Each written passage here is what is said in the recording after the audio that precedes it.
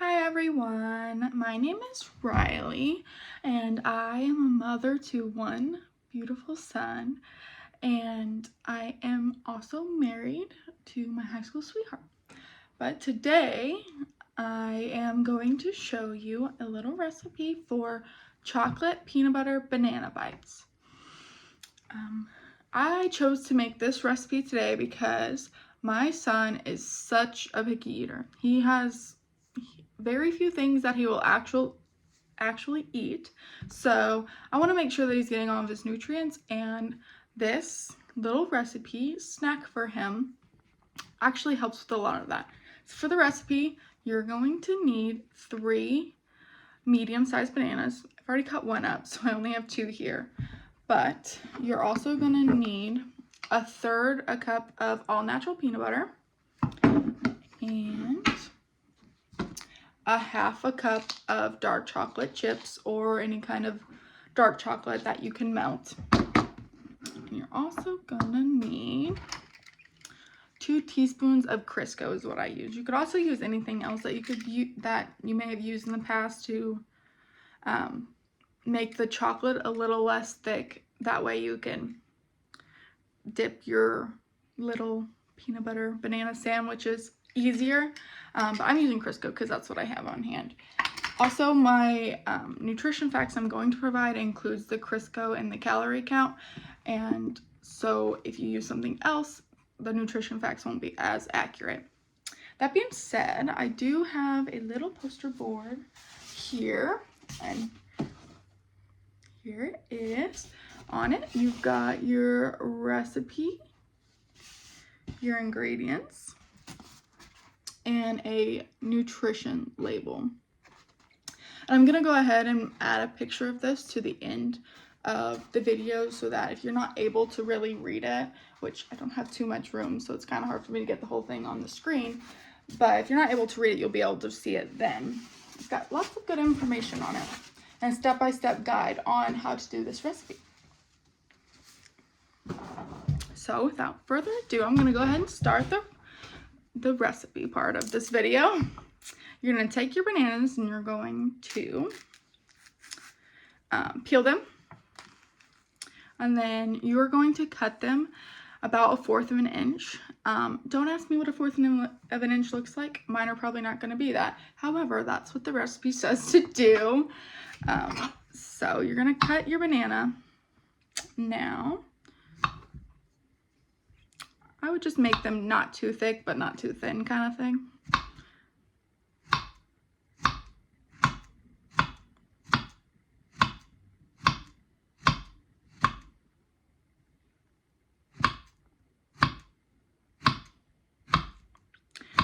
And when this is all said and done, you should have about 30 bites, which is quite a bit. And the serving size on this is 2 bites. So, 2 bites is going to be 100 calories, which can be a lot for a younger kid. But also, if you have a kid that is very picky and hardly eats at all, it'd be a nice way to get some calories in as well. So after you've got them cut up like I do, nice and cut up, you're going to take 1 piece and you're going to put some peanut butter, about 1/2 teaspoon of peanut butter. Once again, I'm just going to put a little bit on each because I don't have any way to really measure that out. And then you're going to take another piece and you're going to put it on top. And this is going to make like a little peanut butter and banana sandwich. And then I have a lined baking sheet with parchment paper on it, and you're going to put that on there. This is where you're going to freeze, and then you'll re-put them on after you dip them in the chocolate. Like so. I have a few already done.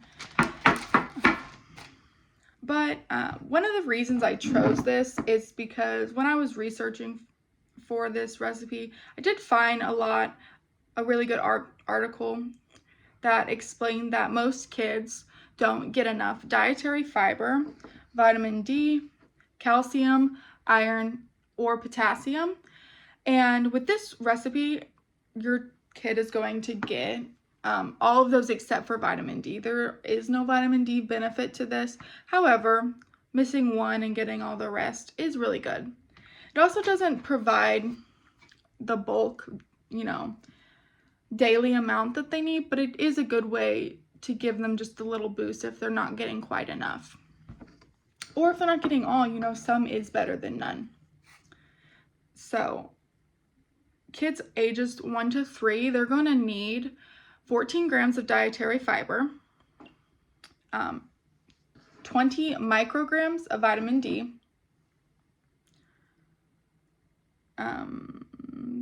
700 milligrams of calcium, 7 milligrams of iron, and 3,000 milligrams of potassium. And this will provide some of that. It won't give a whole bunch, I'm going to be honest. However, it will definitely help. I'm not saying that this recipe is going to give you the full benefit that they need, but it definitely is a step in a good direction. I also chose this because, you know, you always hear how it's so important for kids to eat, you know, fruits, veggies, whole grains, proteins, and dairy, of course. And this is a good way to get the fruit in. And not only does it give them, you know, some fruit in their diet, but it also gives them peanut butter, which is good as well. And dark chocolate is actually pretty good because it doesn't have as much sugar as a lot of other things that they get. It's going to give them some sweetness without giving them the whole bunch of added sugar as well. So I find this a good way to mix a lot of what my son likes, because he actually likes all of these things. I know, weird. Dark chocolate, he likes it. But it's a good way for him to get them all in one, instead of giving him a whole banana or even a half a banana cut up and then give him some peanut butter crackers and some dark chocolate. I'm getting all of those in one and maybe giving him more room in his stomach for something like vegetables or whole grains or protein and even some milk. So I think it's a good way to combine all the things that they like. I also found in an article, it says that when you have a picky eater, you should combine things that your child likes with things that they don't like, or new foods, not necessarily that they don't like, but new foods. So say your kid likes peanut butter, but they don't really like banana. Well, maybe together they might like it. Or they like peanut butter and banana, but they only want something really sweet. So you add a little bit of the dark chocolate, which can have a better taste, but also could provide some of that sweetness for them. And then they like all three of it together. I just think it's a good option. But I'm going to go ahead and do all of these off camera. But I'm going to put my peanut butter banana bites into the freezer for an hour, and then I'll be back after that hour and we'll continue the recipe. Hi guys, I'm back. It has been an hour and our peanut butter banana bites are frozen. So next step of the recipe is going to be melt the chocolate down. So for this part, you're going to take your chocolate in your bowl, it's half a cup here, and you are going to get your 2 teaspoons of, mine's Crisco. You're going to put it in your bowl with your chocolate.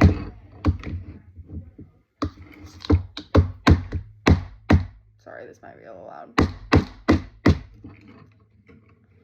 Like so. Get it all out of there.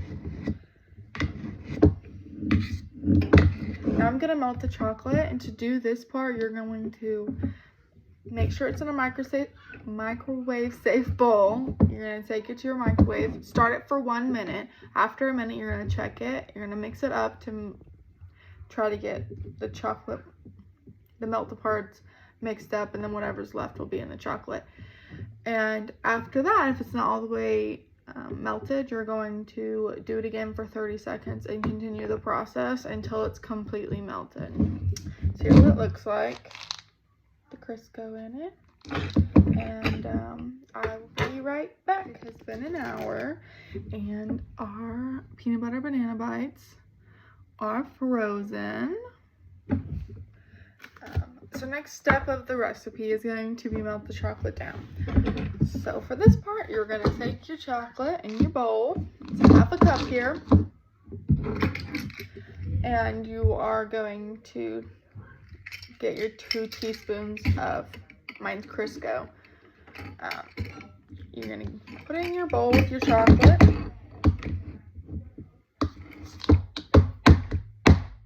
Sorry, this might be a little loud. Like so. Get it all out of there. Now I'm going to melt the chocolate, and to do this part, you're going to make sure it's in a microwave safe bowl. You're going to take it to your microwave, start it for 1 minute. After a minute, you're going to check it. You're going to mix it up to try to get the chocolate, the melted parts mixed up, and then whatever's left will be in the chocolate. And after that, if it's not all the way melted, you're going to do it again for 30 seconds and continue the process until it's completely melted. So here's what it looks like. The Crisco in it, and I will be right back.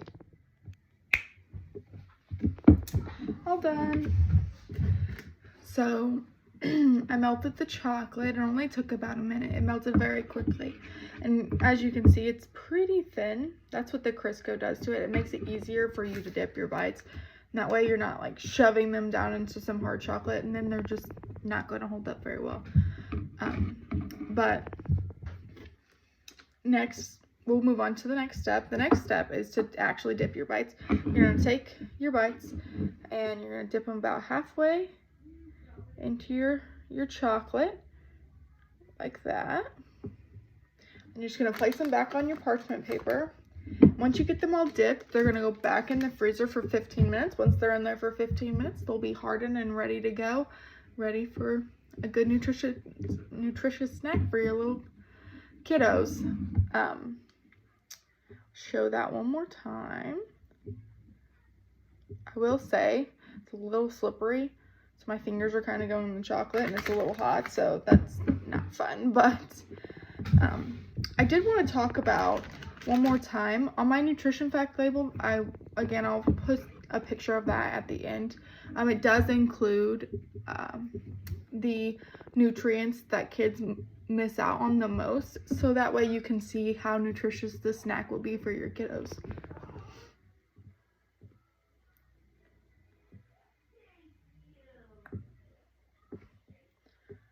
All right. Well, I'm gonna finish these off camera. I'll put them in the freezer and I'll see you guys in 15 more minutes.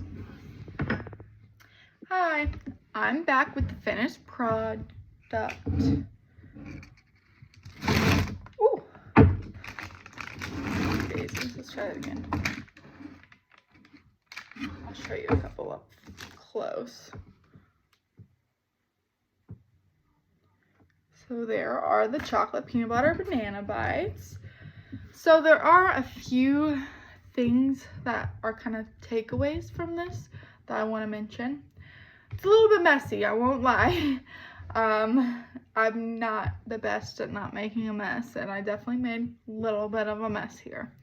But overall, I think they turned out good. My kiddo loved them. He scarfed it down, definitely liked it. So I'm glad to know that this is an option, and it didn't take that long to make. Yeah, you have to wait the hour in between, but in the grand scheme of things, there's 30 bites here, and you're given 2 bites, maybe 4 bites, depending on how big your kiddo's tummy is, but that's still at least 10 to 15 snacks. So that lasts you a while for maybe 2 hours of prep.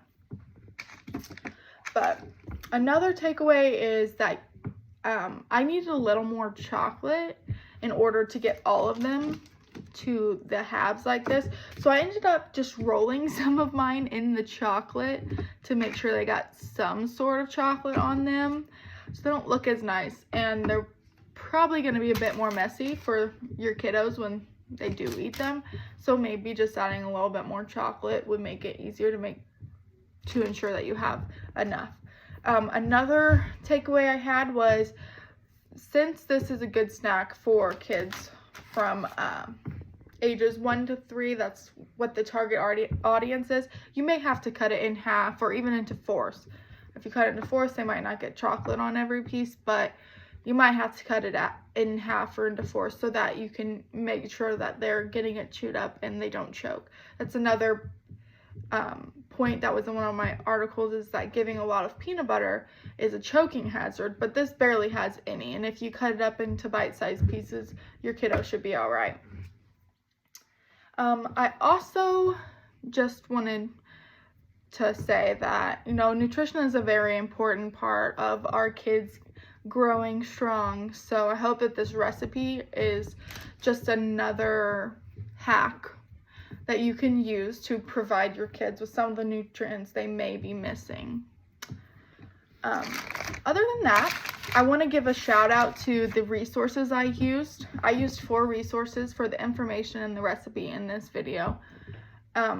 One, the recipe resource was on eatingbirdfood.com. No, it sounds weird, but it's just a recipe website, and the creator was Brittany Mullins on there. If you Google chocolate peanut butter banana bites, this is the first article that came up for me. I originally found it on Pinterest, but when I went to go cite it for the roll credits at the end, it came up first try. And then some other information that I used the USDA.gov website, and that's where I got my banana nutrition information, all of the numbers that I put on my nutrition facts. I got from there because, of course, your bananas don't come with a nutrition label on them. So I got the information from there when I was calculating all of the nutrition facts per serving. And then all the other information I gave about the nutrients that kiddos are missing most of the time, and how this could be helpful for picky eaters, and even the fact that you need what nutrients kids need. I got those from 2 articles. One article was from the FDA.gov website, and then the other one was the CDC.gov website. And I used all of that to provide you the information that I gave. And then, of course, I'm going to go ahead and put a picture of my poster board that has all the recipe information, the ingredients you'll need, and the nutrition facts, in case, of course, I didn't have too much room, so you'll be able to see it better there. I'll also provide some roll credits at the end of this video in just a few minutes, few seconds really, that has all of my sources that I used. I hope this is helpful, and I hope you guys have a good rest of your day. Bye!